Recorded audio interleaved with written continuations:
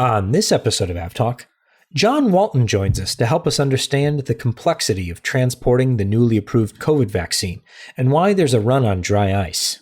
Plus, we look at 2020 and try desperately to escape to 2021 as fast as we can.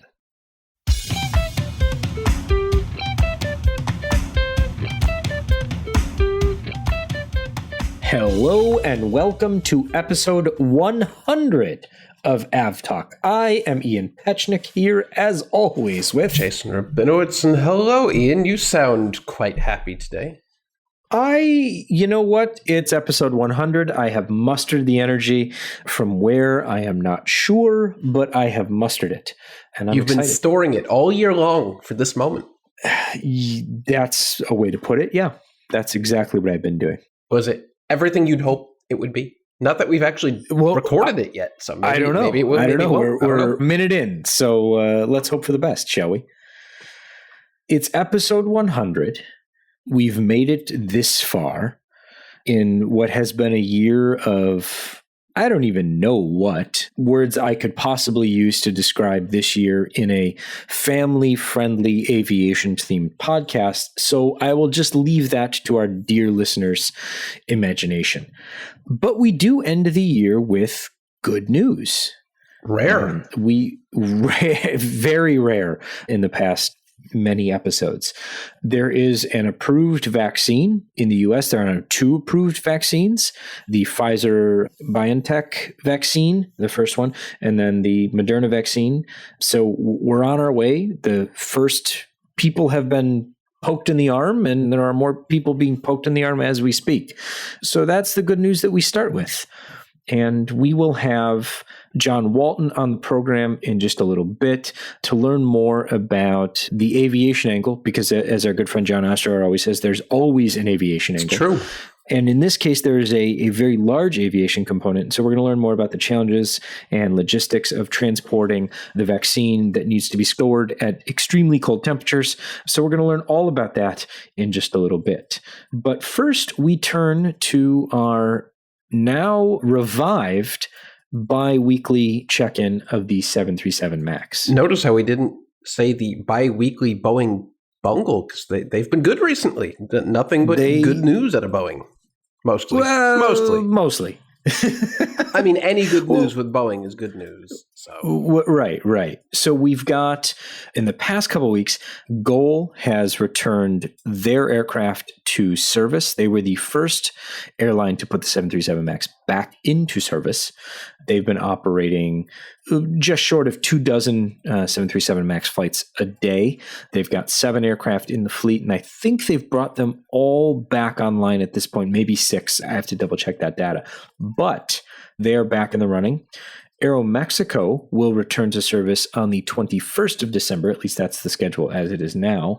And then, barring any other announcements from other airlines, American, which we thought was going to be the first on the 29th of December, will now be the third airline to put the MAX back into service. Yeah, they ended up not even being close to the first airline, which I think is fine. This isn't really a title that I think any airline needs to claim they were first at, so naturally they will just end up as third. But this is really all we have in the near term: GOL, Aeromexico, and American.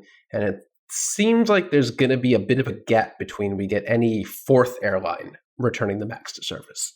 Yeah, we've heard a lot of chatter about Q1 2021. Yeah, Q1 I believe 20, so United is... That's a window. Yeah, of United time. Is March. I think the same along with Southwest. Their date keeps shifting around. Air Canada, I don't even think they have it in the schedule. But other than those, there are no other airline with the MAX in the world, as far as I know, even has anything filed in the schedules right now. So they will reappear when they are good and ready. You will see it when you see it. But then again, it's still not technically ungrounded anywhere else in the world right now, is it? Brazil is good to go, and the US is good to go. Everywhere else, we're still waiting for the final approvals, which in a few cases, the case of Europe and the case of Canada, it sounds like that will be a January event. looks like we're looking at past the beginning of the year for those things. Elsewhere, we haven't really heard anything. I mean, as we talked about when we had John on the program a few episodes ago, and we've talked about a few times since, we haven't heard from China. There's been some speculation that, again, Q1 2021, whatever that might mean, that's a 90-day window, really. What we'll see, we don't know yet, but it'll be interesting to see how quickly things move after the beginning of the year and who starts bringing those back outside of Europe, outside of Canada, and outside of China. There are other national regulators that have a say in this and have a few or a fairly decent amount of aircraft. So we'll keep an eye on it, obviously, and see when things come back and where they start to come back. On that note, though, we have seen Boeing already start to trickle out deliveries. There have been 2 airlines taking deliveries, I believe, so far, United, and has American taken one just yet? United took 2, I believe. They took the first post-grounding delivery. That was November 27519, a MAX 9. And then American's taken, I believe, 2 MAX 8s so far. So, I mean, it's going to take a long time for airlines to really start taking deliveries again.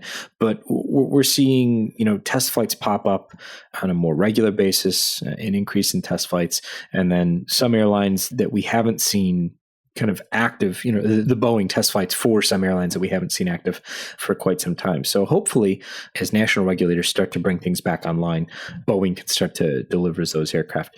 The one thing that has just been kind of not eating at me, I'm not losing sleep over it, but I really want to know, like, you valet your car and they park it, but then, they park another car in front of it. And then you want to go get your car, they got to move the other car, and it's a whole mess. Like, what happens if an airline says, no, I want to take delivery of that particular aircraft, and it's like 5th in line, and they have to move 20 aircraft to get to it? Like, I hope your tug has a lot of gas in it. You must, yeah. I've been wondering how that's going to work. I mean, are you just going to have to wait? Like we talked about with John, how they're going to start delivering new aircraft the more recent built aircraft that haven't been sitting around for a long time, those will get delivered first. But when we start getting into the backlog, I mean, are the deliveries just going to be determined by where and when they park the aircraft? Because that seems, I guess, somewhat counterintuitive, because I ordered mine first. I want it now. You'll get your airplane when it's good and ready. But also remember, Boeing has said it's going to take them potentially years to clear the backlog, to get all Not of these. Potentially years. It will take years to get all of these aircraft modified, prepped, ready for service, and actually delivered. So I guess it is a good question. If Petchmo Air's MAX 8 is in the back of the line or in the middle of a cluster of aircraft, get a sky crane and pluck it up and move it somewhere else. Probably can't do that, but a lot of tugging aircraft around now Roswell. I want to. Yeah, that's true. That's true. And now I want to get a sky crane. I mean, did you not already want a sky crane? Well, setting aside, now I want it for a specific purpose, not just to have it. I think I remember a couple years ago, you told me that a sky crane was operating in downtown Chicago, and you only learned about it after the fact, and you got really, really upset you didn't get to see it. Yeah, I remember that happening. I'm not sure how upset I was, but I will, in hindsight, be more upset than I was then. Well, there you go. Because I missed it, and now it's, that's unfortunate. But barring that, there was one thing that struck me about the MAX kind of orders and deliveries. We talked about Ryanair's order for 75 airplanes last episode. But then over the past couple of weeks, Virgin Australia ordered some 737 MAX 10s, but the announcement was very strange to me. And you hit on this, I think, in a tweet. Yeah, the tweet from Boeing says, "Thank you, Virgin Australia, for selecting the 737 family as the backbone of your future domestic and short-haul international fleet." But the funny thing is, this is not a new order. Virgin Australia, who is not in great shape right now, didn't all of a sudden order the MAX out of nowhere. It's re-announcing the order after Virgin cut back their number of orders and actually deferred what they had already ordered. So it was a very strange, upbeat announcement for something that's actually bad news all around. But there you go. So Virgin Australia, I believe, is only actually ending up taking the 737 MAX 10 aircraft, for which it had a number of those on order from 25 MAX 10s, taking delivery from mid-2023. So just a very strange way to communicate that they're no longer taking the 73 MAX 8, and the 10 they are still taking won't happen for another few years. The whole announcement was really a very, very upbeat, positive way of saying thank you for not canceling the entire order. I guess so. That's one way to look at it. I mean, looking on the bright side out in Chicago. You have to. Globally, we're net negative on aircraft orders this year. We'll see if Virgin ever actually takes these orders. They have to certify the aircraft first. That is a stumbling block, isn't it? I don't know if I'd call it a stumbling block necessarily, but it's a thing. It's a thing that needs to happen. But I heard that maybe Boeing could use something called a global engagement pilot to make it easier. Have you heard about this new thing? So this just came. Breaking news on the podcast that won't air for 2 days. So you'll have probably already read the Reuters exclusive that won't be very exclusive by then. I'm sure some PR will roll out by then. But tell me more about this, and why do I need one? Okay, I'm just going to read the article, so thank you, Reuters. Boeing Company is hiring up to 160 pilots to be embedded at airlines in the latest bid to ensure the 737 MAX has a smooth comeback after a 20-month safety ban, according to recruitment documents seen by Reuters and people involved in. The new Global Engagement Pilots Act instructors or cockpit observers on 35-day assignments at an equivalent annual salary. You know what? I won't get into that. Doesn't matter. It's very odd in that basically Boeing is going out of its way to make expert MAX pilots available to airlines to reassure the MAX pilots at airlines. I'm really not sure what they're getting at if they're so confident that the paper training and the updated simulator training that the pilots are getting is sufficient. What is this about? Do you have what's your take on this? So what's interesting to me, and because this is breaking news, as it were, I haven't been able to find the old article, but there was an article a few months ago now, I think, about how the in-house group of Boeing pilots that normally do training for customers, so the Petchmo Air comes to Boeing and says, I want to buy the 777-300ER. We've never flown it before. I need to get everybody certified. And Boeing says, okay, there's a group of pilots in-house and they train your pilots on 777-300ER. And I say, great. Those pilots got frozen out of this. And there was talk that this would happen a few months ago because those pilots were upset that they weren't being given these roles. So it makes sense to me that Boeing would send pilots to airlines to say, okay, anybody have any questions? We'll do ride-alongs and things like that. That makes sense to me. Why this is a new thing, why they're doing it now and didn't announce this months ago, that's what interests me. But no, I don't have any special insight into why they're doing this now. Yeah, I'm not sure really what stationing these pilots at these airlines will do, since they're not Boeing employees as of now. They're being hired by Boeing.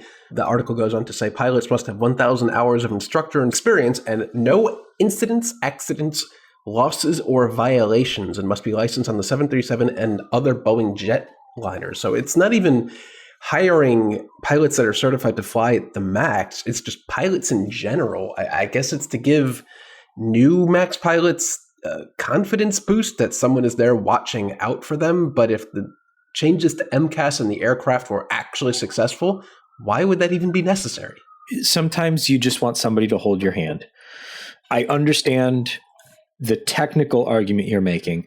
This doesn't sound like a program that is based on technical necessity. It sounds like they're hiring a group of pilots, not necessarily for marketing, but for relationships. These sound like relationship pilots, which is not a thing, but something that I've just made up.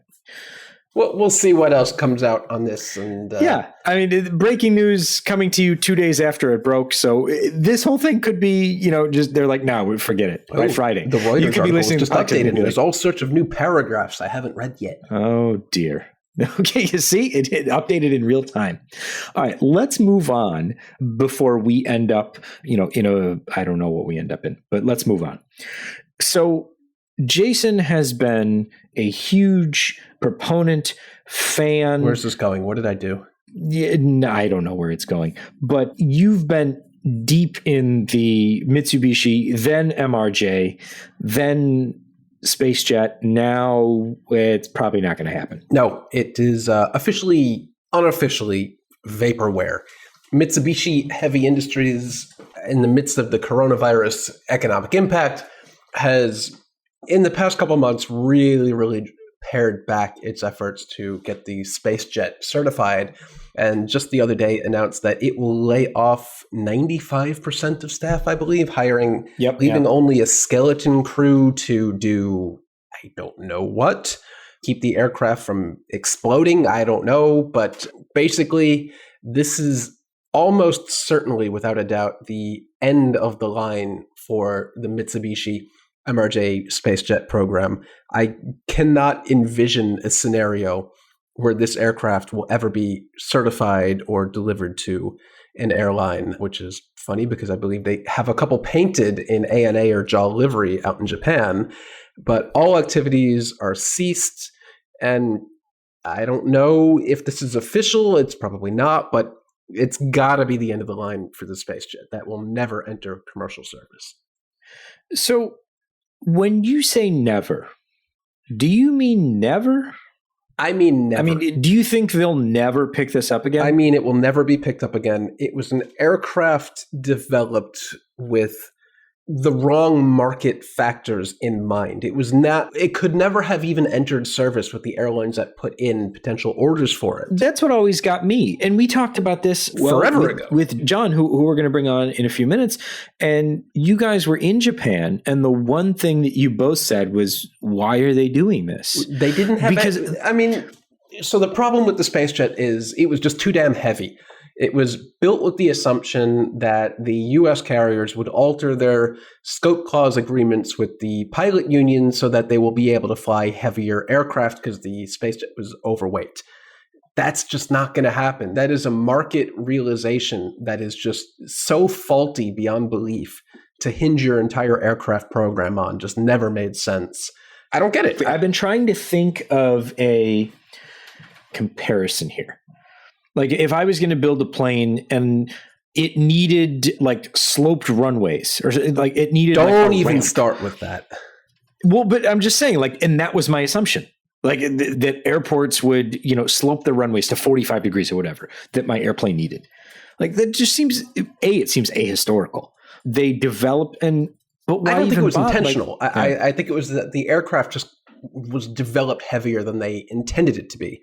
But they had no mechanism to actually remedy that situation, which is problematic. But they were very much of the opinion that it wasn't going to be a problem, that the U.S. airlines were going to modify their scope clause, and this aircraft would be flying with the U.S. majors. And there was not even an inkling that was in the realm of possibility, let alone a likelihood. So this aircraft is really doomed from the start to the point where I can't even imagine it flying as like a token aircraft like the A318 did with Air France. So I don't even think we'll see it flying domestically in Japan. So setting this exact aircraft aside for the moment, do you think that we'll see a return by Mitsubishi, a concentration on a regional jet? The SpaceJet is gone, but we're going for the Galaxy jet. Oh, go the Universe jet. Maybe the Universe jet, but no, yeah. I don't. I think Mitsubishi Heavy Industries burned so much capital on the MRJ SpaceJet program that it would be foolish to try it again, because I don't think they learned any lessons along the way, to be completely honest. One interesting idea that was floated on Twitter, don't remember who said this, so apologies to them, but there is a weird far out scenario where Boeing could be interested to pick up the program and reignite it, since the joint venture or whatever with Embraer did not go through. And it really would fit that gap in Boeing's product lineup, that anything below the 737 MAX 8 really doesn't exist at Boeing. Could be an interesting niche there, but I honestly, the MRJ is just, it's a dated clunker of a regional jet that just has no place in the market. So it's theoretically possible, not likely, but theoretically anything's possible, but it's not going to happen. That we could see a BRJ. That would be interesting. That would be interesting. I mean, we know that Boeing is interested in the market segment since they attempted the tie-up with Embraer, but that did not go well. And honestly, I don't... It's a way to put it. Weirder things have happened. Airbus bought the A220 or C Series from Bombardier for what? $1? $1. So if Boeing has $1 lying around to buy the SpaceJet program, it's possible. Do they want it? I don't know. We'll see. Here's my throw it at the wall and see what sticks idea that just came to me. Take the MRJ, enlarge it, and turn that into your NMA. It'll never happen. It's probably a crazy idea. And please, someone send me an email at podcast@fr24.com telling me why that's a terrible idea. Terrible idea. Please, someone do that. Let's go to Russia. Oh, cold. And let's talk about what just happened.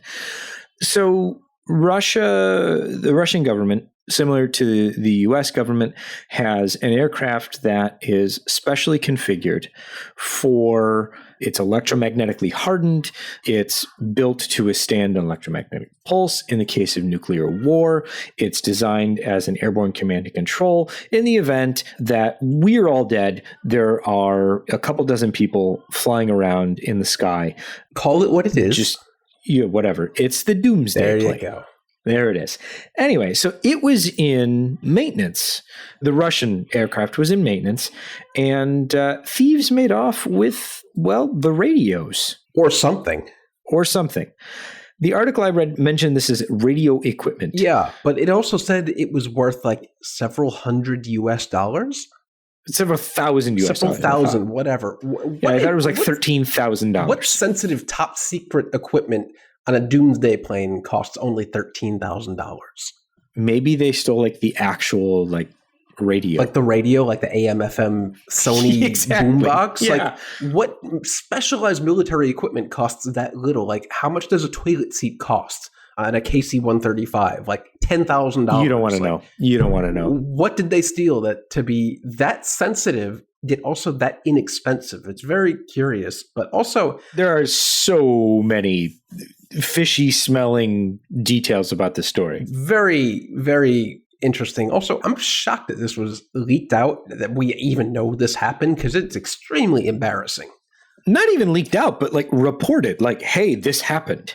It wasn't like we discovered it. It wasn't like found out about it because the reporting. local police put out like a help wanted poster saying like, "Do you know who stole our top secret doomsday plane radio?" we want our mixtape back. Can you imagine if like the Baltimore police put out a wanted sign for like, "Do you know who stole Trump's flat screen TV off Air Force One?" I mean, now that would be.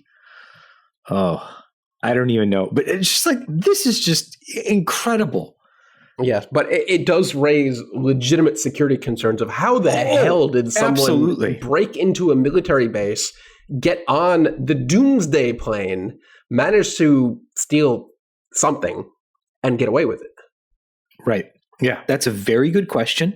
And one, if you have any answers to, please contact local Russian authorities. Not us. We don't want to know assistance. About it. Don't contact us. I mean, you can contact us about it. We'll pass the information along. I mean, I would still love to know. But it's just like, okay, that's something. Let's take a quick break. And then we will come back and be joined by John Walton, who is going to fill us in on everything he has learned. He's gone down a very deep hole on vaccine transportation, logistics, lots of really good stuff about how airlines, airports, and anyone else associated with getting a COVID vaccine, and really vaccines in general, out and distributed is managing these things. So we're going to talk with John in just a moment, so stay with us. We will be right back.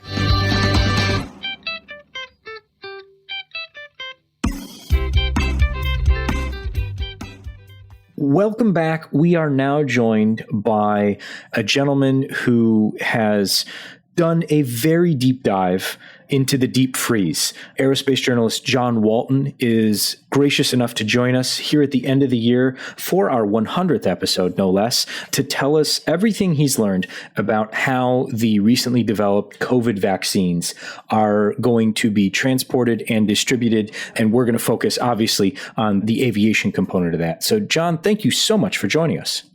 Mes enfants, congratulations on your 100th episode.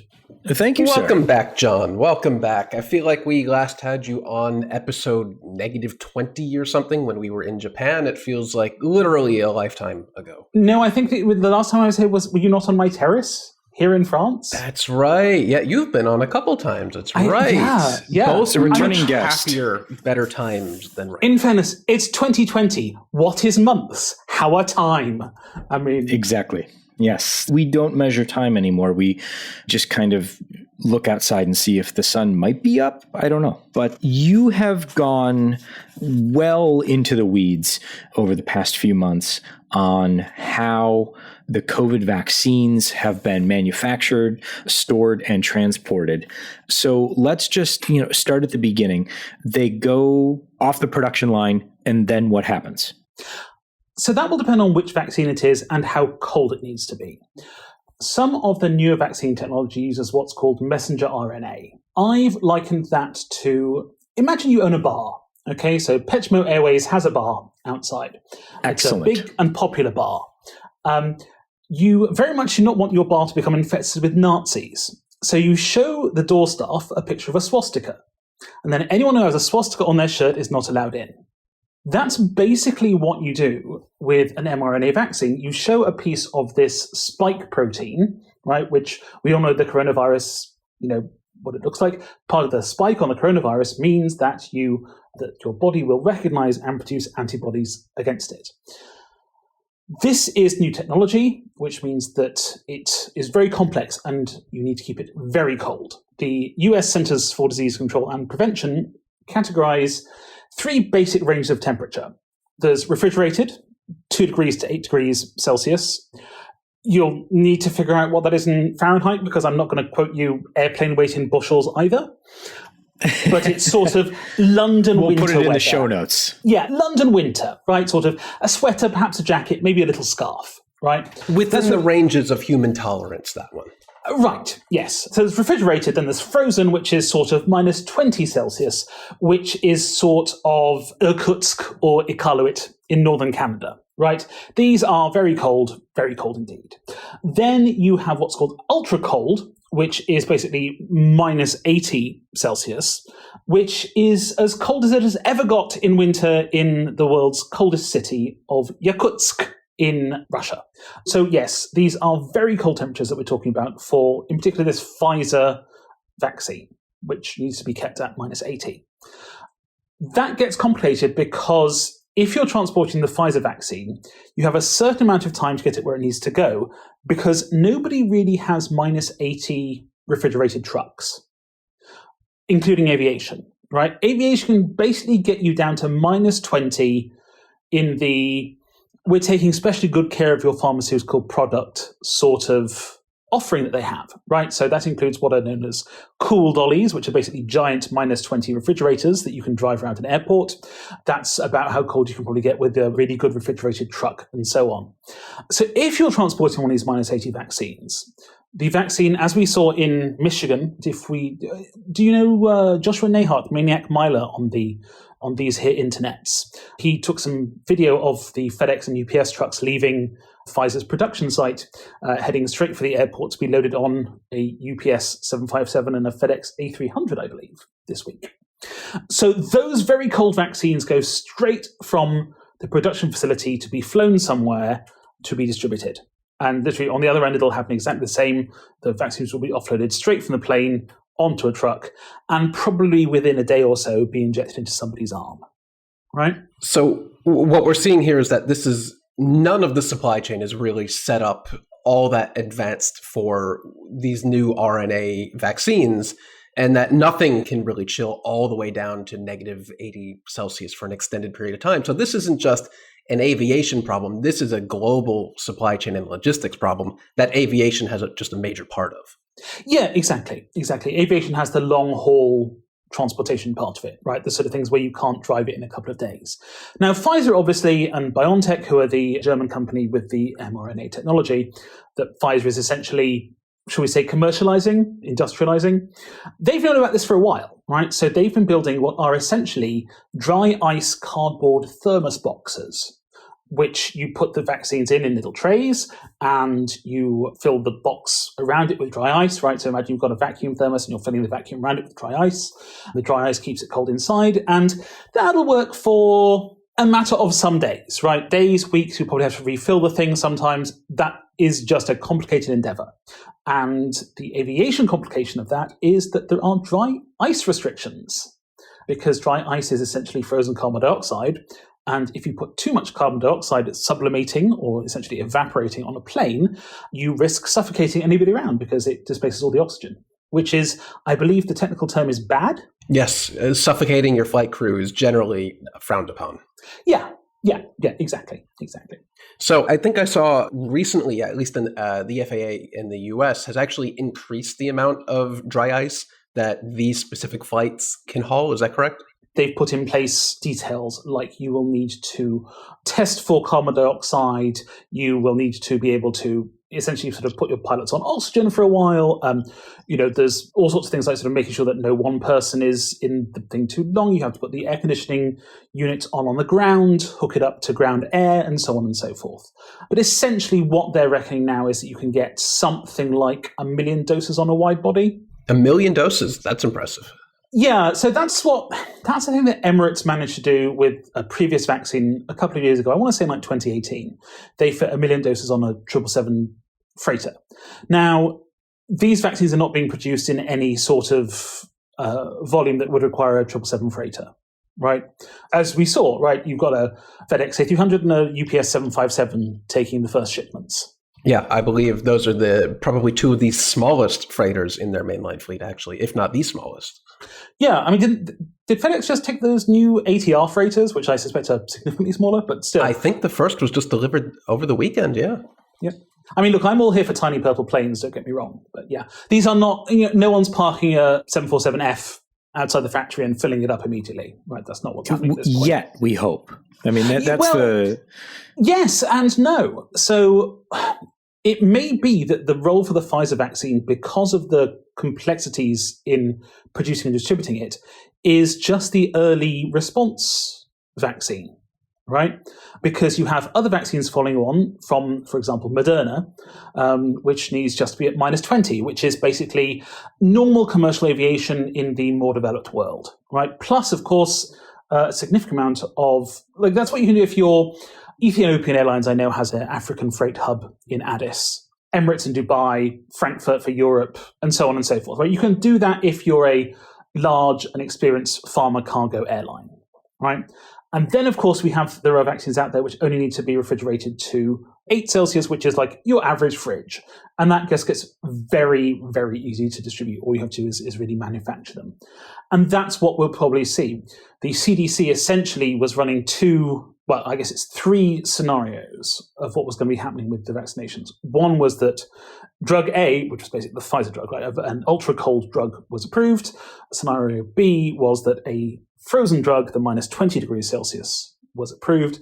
And scenario C was that both of them were approved. And essentially the idea is that you take the ultra-cold Pfizer drug to the large-scale distribution centers, right? Which is why we're seeing it at hospitals. Because hospitals will have this minus 80-degree fridge, quite a lot of them, the larger hospitals in larger centers, right? The minus 21, you put it to the sort of secondary centers, right? Like, so for example, you might see that in going out more frequently to nursing homes, for example, or to sort of smaller centers for regional vaccination, while you keep the more complex one in a delivery chain that is significantly easier to manage, basically. So with all of this, you mentioned Ethiopian's hub in Addis, you mentioned Frankfurt. What are airports themselves doing to either prepare for the first vaccine, the Pfizer vaccine or the Moderna vaccine, which was just recently approved in the US, or are they kind of preparing for more down the line when we're starting to see a wider rollout of maybe another vaccine that doesn't require quite so much cold storage? So for airports right now, I think it's basically get what you're sent through as quickly as possible with a minimum of red tape, a minimum of delay, right? 20 minutes of faffing about here and there isn't going to make a massive difference. A 2-day customs delay would. Now, I can't imagine there is a government in the world that would make a 2-day customs delay on a vaccine right now. So that's not exactly a risk. But what you've seen is, for example, I understand that United has moved some of their transfer locations closer to where their cargo aircraft or their cargo unit is, I guess, at O'Hare, right? So you're basically taking it off the plane onto a truck as quickly as possible. And then, of course, in the mega hubs, right? So Emirates did a lot of work earlier on this year trying to put a significant amount more capacity into its DWC hub, right? So, yeah, they essentially opened the DWC terminal as what they're calling an anchor hub for this cold chain storage. So are they using the airport as a storage facility, basically, and that's a new development?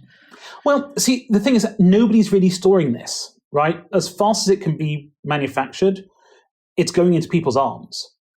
So aviation doesn't really have a storage thing. It just has a transfer thing. And to be honest, with the amount of non-stop capacity that we have right now, it really isn't that sort of... Aviation doesn't have to say like, oh, you know what? Yeah, okay, we'll just hold on to this pallet of COVID vaccine for a week, right? That's not a thing that's happening. You just have to make sure that it doesn't get too hot on the way. And that's where these cool dollies, which are basically big refrigerated trucks that drive around the apron, come in.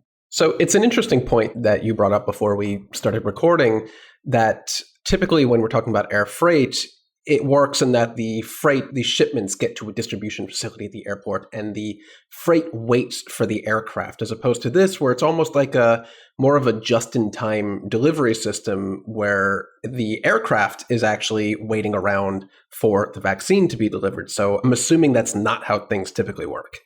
No, in cargo, typically what you do is you assemble your cargo at the aircraft. There are a couple of episodes of... what was that Emirates documentary in Dubai called? Was it City in the Sky, I think was the one? No, it had like sort of 3 seasons. And you know what, it may have had different names and different geographies. But it was one with that customer service agent going, live snakes. Do you remember that one? Anyway, it's a National Geographic channel. But if we dig it up, we'll I'm pretty sure that was snakes on a plane and you were thinking about Samuel L. Jackson? No, definitely not. Ultimate Airport Dubai, that's it. It's a National Geographic channel. Yes, that's right. And yes, they were sort of showing what the normal thing is, which essentially you consolidate the freight and you then sort of move it out. And this happens in a variety of different ways, right? So I've toured quite a few of these facilities. One that comes to mind is Finnair's in Helsinki, right, which takes a significant amount of Northern Europe of the fish and sends it to various restaurants in Eastern Asia. So essentially they put the fish on a truck and they drive the truck to Helsinki, and there are big receiving warehouses, and the fish comes off the truck, goes into the warehouse, waits around for the next flight to, let's say, Tokyo, and then gets loaded on the plane and goes off. I don't think the waiting around for the next flight to Tokyo is going to be the problem here, right? I think that UPS and FedEx and all of the other folks, because passenger airlines are also very much involved here, I think they're going to have the planes waiting for the vaccine. It is not like this year the planes are doing an awful lot else. So Exactly. So that's what we saw with the first shipments going out from Kalamazoo in Michigan. Both FedEx and UPS dispatched those aircraft to Grand Rapids and Lansing specifically just to pick up those vaccines. So they weren't exactly waiting around in a distribution center waiting for that evening's flight out to the mega hubs. Yeah, exactly. Now, of course, that wasn't the very first flight of any of these things, right? Like that was a fairly obviously staged situation because you had the two branded UPS and FedEx trucks rolling quietly out of the obvious Pfizer branded location to the, that was it. Like people have been moving this vaccine around for a matter of weeks at this point, right? And it's being manufactured on both sides of the Atlantic and indeed globally. So this has been going on. That wasn't just the first one, but it was a pretty good media opportunity, I've got to say. Sure. I mean, we've talked about, some of we talked about United and how they've reconfigured their operation at Chicago O'Hare, and they're bringing in vaccine from Brussels. And you've got UPS flying in from Cologne, I believe, into their world port for Canadian distribution or onward to Canadian distribution. So, I mean, there's, no fewer than probably 11 billion moving parts at this point. It's pretty fascinating to me to see how, the different, it's become a very, and rightfully so, kind of a pride point among airlines. No fewer than I think 6 airlines at this point have put together social promotions and B-roll video of baggage tugs and things like that moving the vaccine around. So certainly a lot of pride to be shared by the airlines for moving these things around and how they're doing those, various things. Whereas United's using, what would normally be belly cargo on a passenger route, they're carrying vaccines and an extra, I think it was 15,000 pounds of dry ice, and what was it? Turkish, I think, was trialing various vaccine containers and things like that. So a lot of interesting things happening around the vaccine transportation. And I was wondering if in researching this and things like that, you've come across airlines or airports or anybody that's said, okay, we're going to use this, but use it for something else too. Discovering different ways to ship things, more efficient methods for cold storage and things like that. Or is it just kind of, this is a very specialized, hopefully one-off process? So look, I don't think anyone's going to sort of finish up with this and suddenly decide, oh, you know what, this is absolutely not relevant to anything we'll ever do before. In the same way that passengers aren't suddenly going to just not care about cleanliness after this pandemic is over, right? It will fundamentally change the way that we do things. And in many ways, this has benefited from other things as well. The Ebola vaccine, for example, is another one of these ones that needs to be transported at -80. And there is a company out there that basically has what looks very much like a little beer keg almost, which again, you fill up with dry ice and you fill it with vaccines and you take out to some very rural and remote areas to get people vaccinated against Ebola. So yeah, I think obviously the scale is massive, right? I had one senior cargo person say, no, this is bigger than the iPhone, which is is it a gold standard? Is it a lead standard? I'm not sure. But that's the thing that everything is measured against, right? Is the annual iPhone spike. And I think we're all very lucky that this didn't happen at iPhone time, because that is where essentially that's what all global cargo aircraft and the global cargo industry flex towards on an annual basis. I think as we get more vaccines, of course, after the Christmas period in particular, that will again be useful because there will be capacity that was spun up for Christmas, given that not everybody obviously, but many people this year are ordering more online and therefore requiring more deliveries. That capacity will hopefully be able to be kept in the system for vaccine delivery. Although again, it may not be that you need a 747F to do this, or even a 777F, right? It may be that this can be done with 757s and A300s, or even smaller aircraft, right? I think that you would probably want to keep it to something that can take the large ULDs, the unit load devices, which you might think of as the cargo crates that aviation uses, because those can be properly refrigerated down to at least -20, which makes your job a lot easier. So it makes your routine if you're transporting one of the -20 vaccines, and it makes it easy if you're transporting at -80 because your dry ice sublimes, evaporates more slowly than if you were at room temperature. So throughout all of this, I mean, I've learned, and I think we all have, that vaccines need to be transported at sub-zero temperatures. I knew that they were refrigerated. But I knew they were refrigerated because, I mean, you kind of, you've seen that thing, the flu vaccine every year where they keep them in the fridge and they pull them out and things like that, when they're trying to convince people to get their flu shot and stuff. But I mean, what percentage of vaccines are we talking about that need to be transported? I mean, you mentioned the Ebola vaccine. Is this kind of like a category by itself because of how the vaccine was developed? Or is this just something that might, vaccine development might be moving towards? So I think the person to answer that question is really an epidemiologist or a vaccine specialist. I, simple airline journalist. But as I took a shot. Well, hey, I'm waiting for mine. But look, that was a vaccine joke. From what I understand, I think it's the fact that these are leading edge technology vaccines. And I think part of the reason is that the first ones to come through have been carefully tested. Some of this element is that they haven't been tested for effectiveness at anything warmer than minus 80. They may well be fine at minus 20, but they weren't tested to it, right?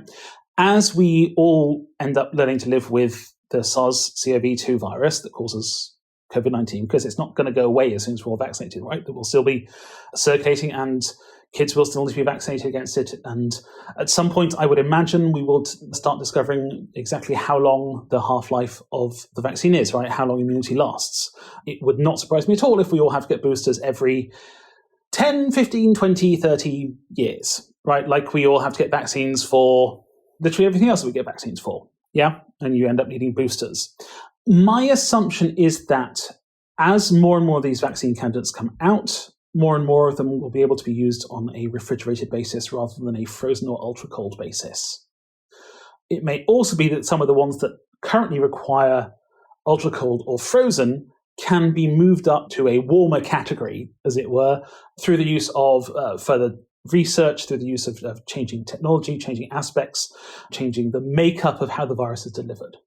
So a lot of this current situation with can we deliver this very cold stuff at scale is going to be the same the next time we have a pandemic, right? We will almost certainly see this again. And I think that there will be a lot of learning, hopefully, taken from this by the air cargo industry, by the pharmaceutical industry, by governments on how to best prepare for that.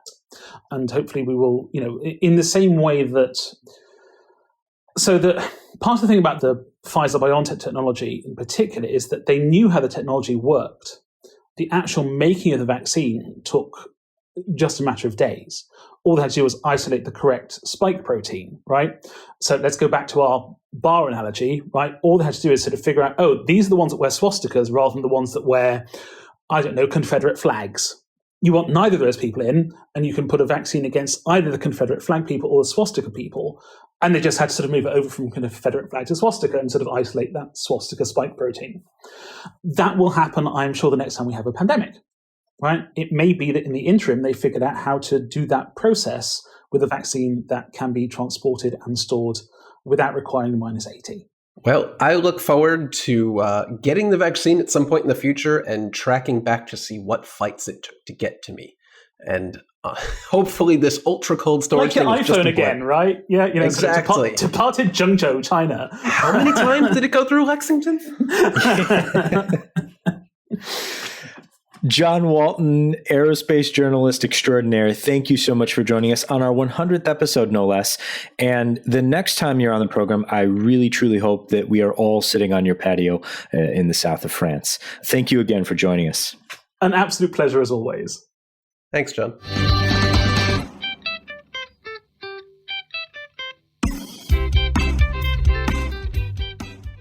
Welcome back. We learned that vaccines like it cold. And stuff is complicated. Yeah, I mean, throughout the development of this, I didn't start thinking about this until John's post. Because I always assumed like pharmaceuticals, you see those like envirotainers, which I'm sure is a trademarked term. So good job, envirotainer. But like you see those things and you're like, okay, there's pharmaceuticals in there or some things in there and they're being, transported, no big deal. And then you learn about all of the things that go into this. You've got special temperatures and procedures, and you need dry ice and you need more dry ice. And yeah, it's complicated. It's a lot of stuff, a lot of stuff to get right. You gotta, that's an excellent way of putting it. A lot of things have to go right. And it seems so far they have. Yeah. It's important to remember that transporting vaccines is not a new thing. Right. But doing it on this scale, at this speed, at this temperature is a new thing. Yeah. That's a very, very succinct way of putting it. So transporting things is what airlines do. And there is a lot of stuff to be transported these days. And so, my friends, the AN225 shall return. It shall fly again. It shall fly again. What's that, Ian? So I think I heard someone say they don't know what the AN225 is. Yeah. If you're listening to this podcast and you don't know what the AN225 is, my friends, you are in for a treat. And how did you find this podcast? Yeah, exactly. How did you? I know people have listened to this podcast on the AN225. Oh, really? They have, yes. So the Antonov AN225 is the world's largest cargo aircraft. As of a few years ago, it's no longer the world's largest aircraft. Thank you, Stratolaunch. Does that even count? Come on. Well, I mean, I just go by what Wikipedia tells me, right? I mean, it's a plane designed to drop another plane. Yeah, there's that.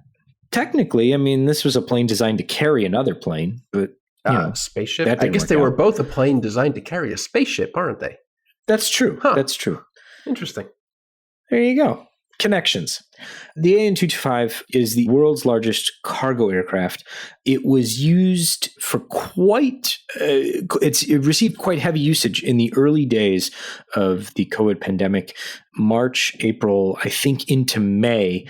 And then the problem with the AN225 is that it needs a lot of maintenance. It's the only one there is. It's huge and it's old. And so it needs a lot of maintenance. So it operates for kind of these like sprints around the world. It's very bursty. Yeah. And then it goes into heavy maintenance for quite some time. So it's currently undergoing maintenance in anticipation of returning to service either late this year or early next year. So look for that. As we always try to do, we will try to get the schedules from the folks at Antonov to see where they're headed, when they're headed. Their ability to share that information with us is limited to what their client wishes, considering that they are an ad hoc charter airline. So sometimes the clients are not excited about that. Sometimes the clients are more than happy to have us along for the ride. So we will share that information as soon as we have it, hopefully well in advance. So if you are near an airfield that the AN225 will be visiting, come on, Chicago, you can get some photos because it is a truly impressive aircraft. Yeah, well, I'm hoping it hauls some mail between Russia and New York here because I ordered something from Etsy, not realizing that it was being shipped from central Russia. So it has been sitting in central Russia for the past 14 days. And what was it, about a month ago, an AN124 was loaded top to bottom, front to back with mail and flew into JFK. So if they want to do that again with the 225, that would be excellent. I mean, so two things there. One, I'm sorry that you mistakenly ordered something from Central Russia and didn't. Yeah, the Etsy should really say like, hey, this crap you ordered is coming from the other end of the world, and particularly not a great place on the other place of the world because it's really far away. I mean, I think you should have known that the authentic Matryoshka dolls were coming from Russia, but that's on you. Yeah, that's on me. But the second thing, and more aviation related, certainly, is that I'm amazed how they load these aircraft. I mean, is there anything to be amazed at what they did with the 124? They literally took bags of mail and stuffed it in the airplane. But that's what I'm amazed about. There's no like palletization or anything like that. It's boxes, bags, stuff them in until the aircraft is full. Hope that you got the weight right, I guess. Yeah, I heard it took hours to unload that thing once it hit JFK. To me, it's like one of those things where they, I guess they have them I know they have them in Canada for the trucks that they fill with snow that they then dump into the big pits outside of Montreal, where they drive the entire truck onto the thing and then they lift up the platform. So instead of like tilting the dump truck, instead of the dumper tilting on the dump truck, they just tilt the whole truck. I wonder if you could do that with an AN124. Just get the sky crane again. Just lift up the tail. Just lift up the nose, shake it out. Pick that up into the air and shake it so everything falls out the back. We are solving so many problems in this episode. That should be the name of the podcast. Problem solvers. Solving problems? Problem solvers. Yes, indeed. So the AN1-225 is coming back. This is partially due, which I mean, this would be a longer discussion worthy of probably its own episode of the podcast. But part of the reason that the 225 is coming back, and I think this was alluded to in the announcement, the Volga-Dnieper 124 fleet is currently grounded because of the incident that happened in Novosibirsk a month ago now. And we talked about it, I think, last episode with the uncontained engine failure. So they grounded their fleet, which basically, I mean, grounds half of the AN124 fleet. So now you've got the 225 coming back kind of as we know you can't choose our direct competitor who, we're having a geopolitical disagreement with. So we're going to fly this plane and carry more stuff. So that's also part of the reason it's coming back, which if you're interested in getting into the nitty gritty of things, that's one angle. And so that's something we could talk about maybe in a future podcast about the tug of war over the AN124. While the previous episode was being released 2 Fridays ago, a Japan Airlines 777 was having a blown engine issue of its own. There was a JAL 777-200.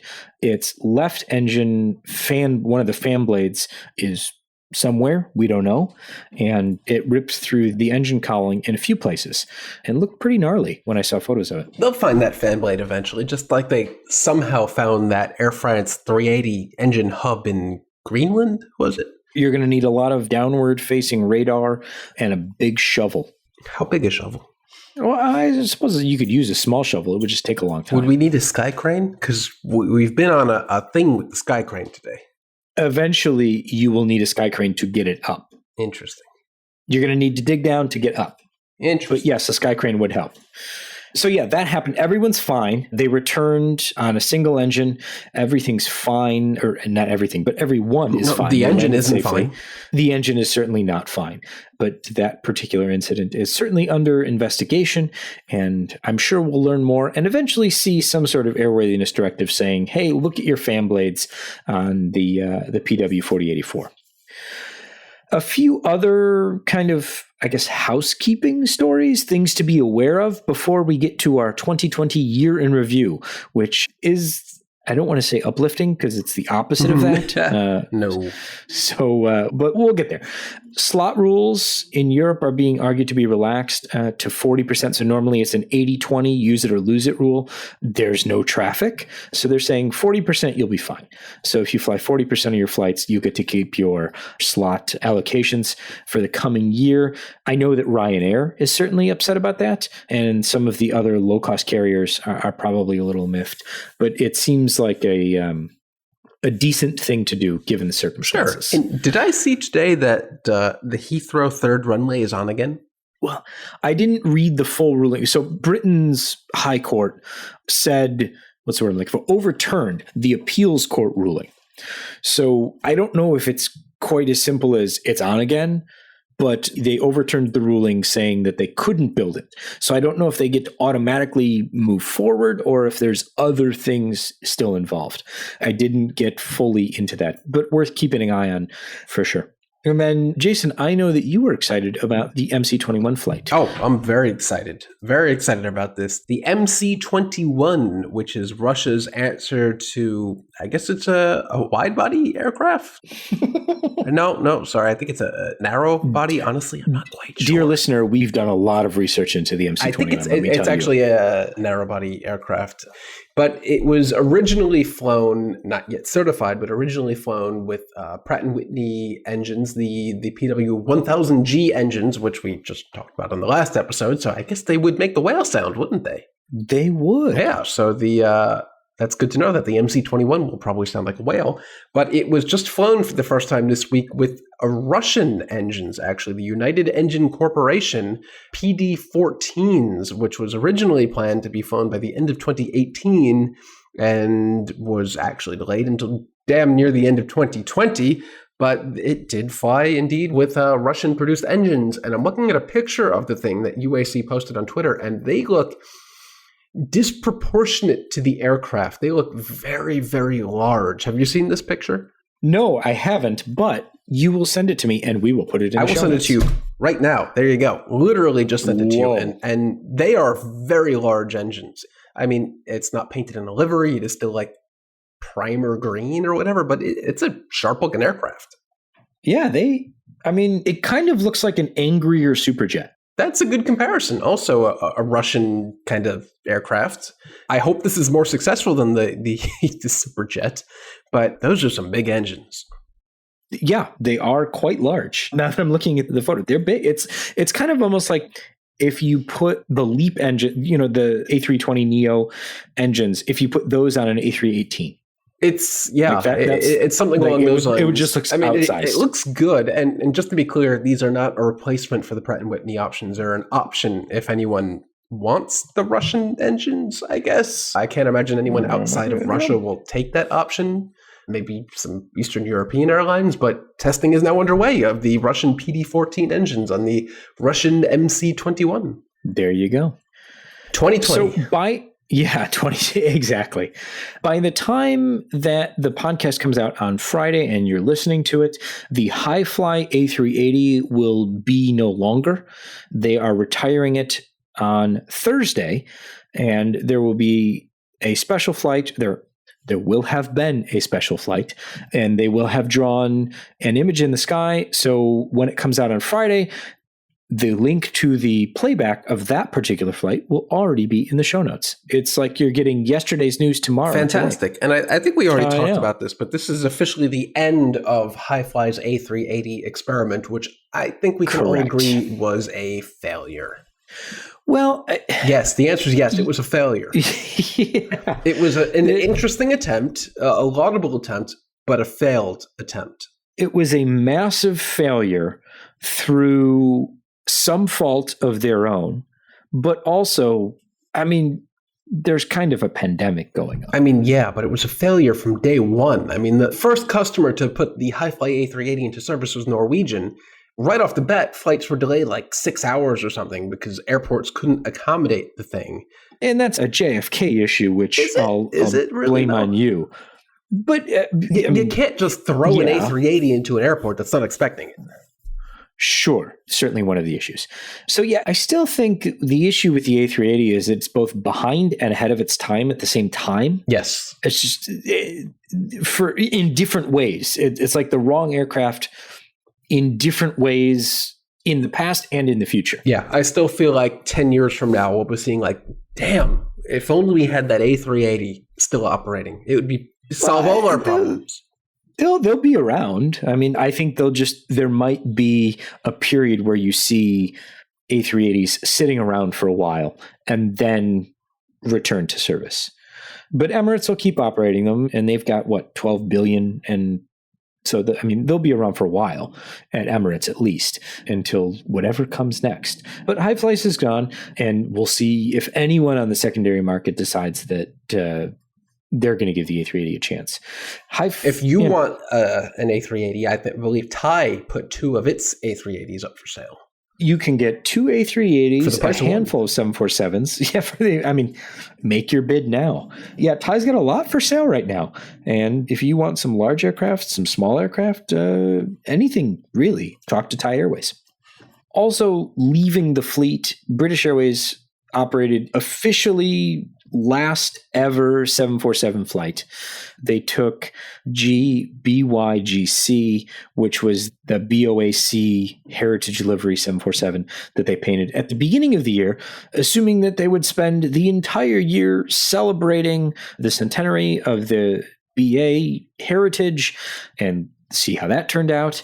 And now that particular aircraft is done with the BA fleet. It is now at Dunsfold Aerodrome and will be preserved. So they are preserving the 747s that were painted into the heritage livery, which is a nice thing to know that people will be able to visit those and explore those and see some history in the years to come. So now we come to our 2020 year in review, which, as I promised, is not uplifting, but I suppose the only direction to go from here is up. Yeah, I'm looking through these items you, I guess, threw together earlier, and some of them are good. This is one of those things where I was like, is this good news? Yes, I will include it. Because a lot happened this year, even before we were kind of blindsided by a pandemic.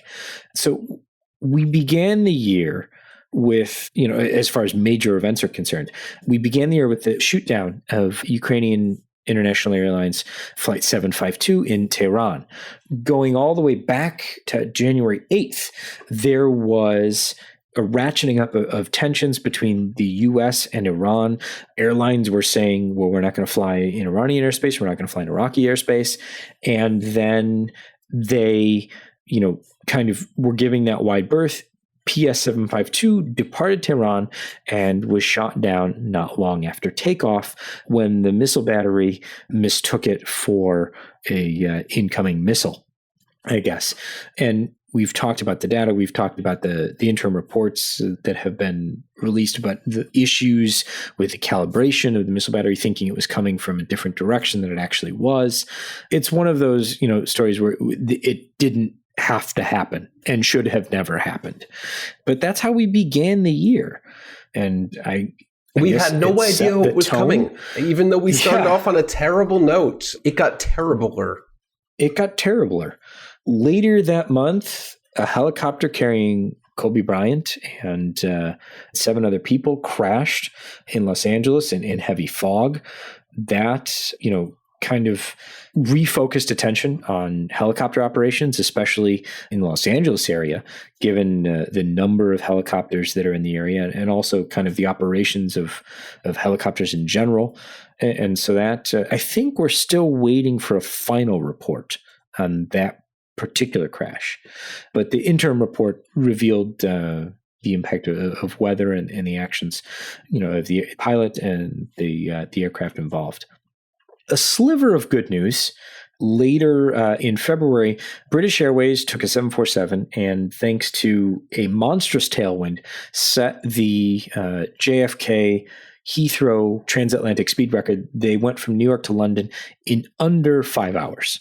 So well done to all involved. And now all the 747s are retired. And apologies to anyone on that flight that was trying to get a little bit of sleep. Congratulations, you gotten into London at it's still 3 a.m. Sorry. Yeah. Then we go back to Los Angeles, where a Delta 777 needed to return to the airport with some issues. They needed to jettison fuel, and instead of doing that over an unpopulated area, which is usually what happens and what is supposed to happen, or at a high enough altitude at which there's dispersal of the fuel, they dumped it on final approach over a school. Yeah, that's frowned upon. Generally frowned upon, not something you want to be doing. And so they said, yep, our bad. Sorry, and have worked to remedy that issue in that situation, but not something that you want to see, and was one of the more head-scratcher events of this particular year. I don't even know how to describe what happened here. The crash of Pakistan Airlines Flight 8303. The pilots did everything wrong. I think you just described what happened. Yeah, there's a great way to describe it. The pilots did everything wrong. They made a very steep approach, forgot to put the gear on, scraped along the runway, mangled the engines, tried to go around, and then the engines failed and the aircraft crashed. I mean, the pilots did everything. And anyone who's listened to at least a few episodes of the podcast know that I'm usually the one who is saying, wait for the report. Let's, give deference to the investigators and things like that. And I truly believe that we should do all of those things, but we've gotten enough data and we've seen enough reports about this aircraft or about this particular flight to understand that the pilots did everything wrong. Yeah. And it still boggles my mind. Not good. Yeah. Okay. So I chose two things that are fun. Do you have anything happy? And a little lighthearted to end the show, end the year, and this particular episode. So the first one was the final Qantas 747 flight, which was VHOEJ flying out of Sydney up to the US for final storage and retirement. They drew a giant kangaroo in the sky with the aircraft after doing kind of a low pass over some historical landmarks in Australia that are significant both to Qantas and the 747's history. So I thought that was a really cool thing. We got to follow along, and it was a lot of fun to see the kangaroo take shape. We love when airlines draw things in the sky. I think it's a great thing, and I'm glad that they were able to do this on the final 747 flight. And then our most tracked flight of the year, by a wide margin, was the Turkish Airlines drawing the Turkish flag over Turkey flight that happened on their National Day and National Children's Day, kind of a combo holiday there. And they drew a very large Turkish flag over the center of the country. And over 3.5 million people have followed that flight. So our second most followed flight ever, and our most followed flight this year by far. Jason, can you guess which the most followed flight of all time has been? The most of all time? Of all time, yeah. Give me a year, at least. 2018, I believe. 2018. I got nothing. It was the 787 that drew the 787. Back when Boeing did fun things. Back when Boeing did fun things, exactly. It was pretty the cool. self-portrait. I believe they drew the actual Boeing globe logo along with that, right?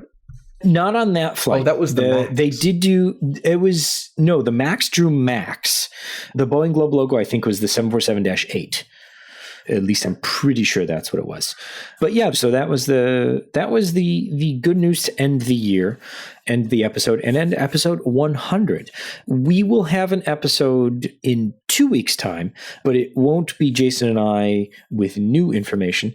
It will be Jason and I revisiting some of our favorite guests from this year. I hope you enjoy that episode, and then we'll be back kind of the second week of January with our new episodes as we've become accustomed to.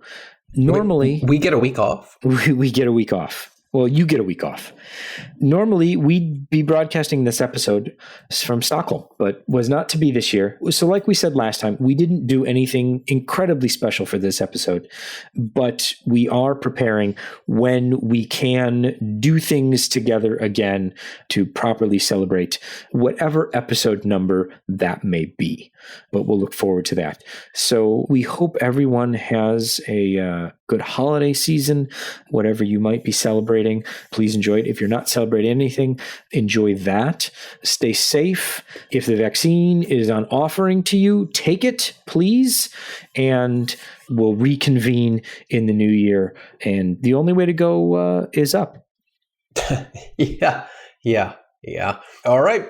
Thanks for listening. Happy 100. Happy centennial episode. Bye.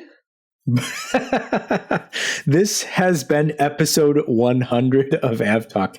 I am Ian Petchnick here, as always, with Jason Rabinowitz, and see you at 101.